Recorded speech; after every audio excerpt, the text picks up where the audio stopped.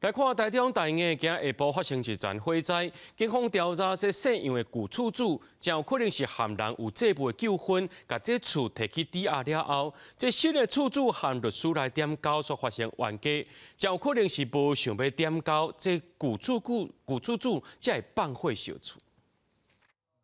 乌烟一直为这间人家厝的一楼闻出来，在台中市大雅雅丰街一间3层楼的人家厝。12日下晡3点左右，传出大火，附近有看到民众讲，有人为2楼跳落来，分尸有大火。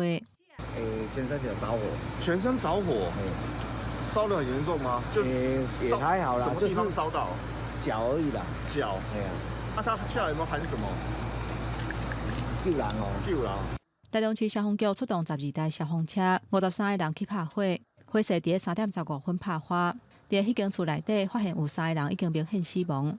大雅分局表示，初步了解是一个姓林33岁查甫人，伊要买这间厝，查出来的人甲律师来甲原地厝主，也就是姓杨58岁查甫人点交。在过程当中，哪像起冤家，原地厝主不满对方甲吹，怎破汽油放火。新的买主带着律师来做屋况的现场点交。那在点交过程当中，据目击证人有谈到有起争执。那后续就有这样子的一个火灾情势发生。警方表示，这个哪像放火的案件，造成姓杨的查甫人、甲姓林的查甫人因阿姊，还有姓余的律师死亡。也那姓林的查甫人因为窗仔门跳落来，分尸顶有40拍2刀烧着伤，意识清楚，送台中营总急救。专案报请台中地检署指挥侦办。也那详细导火原因，也要调查。记者综合报道。